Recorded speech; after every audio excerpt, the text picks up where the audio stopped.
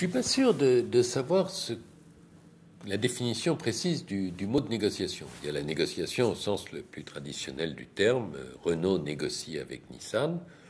On cherche à parvenir à un accord, on y arrive ou on n'y arrive pas. C'est une négociation au sens fort du terme. Et des négociations de ce type, je n'en ai mené qu'après mon arrivée chez Renault, avec Volvo, puis avec Nissan, puis avec quelques autres.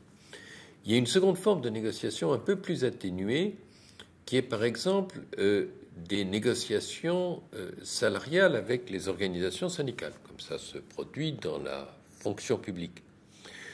Ce sont des négociations avec la différence qu'elles ne débouchent pas nécessairement sur un accord. La négociation salariale se conclut ou ne se conclut pas par un accord, et au terme de la négociation, une décision est prise. Ce qui n'est quand même très différent comme esprit de négociation. Ça, c'est quelque chose que j'ai connu de 79 à 81 quand j'étais dans la fonction publique. Et puis, troisième mode, toujours en allant de plus en plus décalé à la négociation, quand j'étais à la direction du budget, nous négocions des contrats d'entreprise, on l'appelait à l'époque ainsi, avec les entreprises publiques, dans la lignée du rapport Nora de 67, je crois. C'était des négociations entre une tutelle, l'État, et une entreprise qui dépendait de lui. On voit bien que ça s'appelait un contrat, ça donnait lieu à une négociation, mais on n'est plus vraiment dans une négociation, puisque l'une des parties dépend de l'autre. Donc il s'agit de trouver un équilibre, et là il faut la signature des deux, mais on n'est pas en négociation de deux intérêts opposés égaux.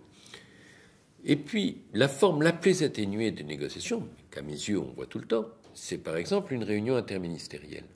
C'est une réunion avec n'importe qui, où on est rarement dans une situation d'impérium pur. Il s'agit, même si on est à Matignon, et donc on a la décision ultime, d'emporter l'adhésion. Il y a une partie de négociation dans l'effort d'emporter l'adhésion, parce que ça consiste à dire à l'autre, j'arrive avec un point de vue, mais ce point de vue n'est pas figé. Ce n'est pas seulement un effort de pédagogie, c'est un effort de dialogue, et ce qui sortira de notre discussion n'est pas nécessairement ce qui est entré. Juridiquement, on n'appelle pas ça une négociation. Mais dans mon esprit, au fond, il y a toujours, quelle que soit la forme de négociation, un effort à faire pour convaincre, et convaincre que c'est une affaire où tout le monde retrouve son compte.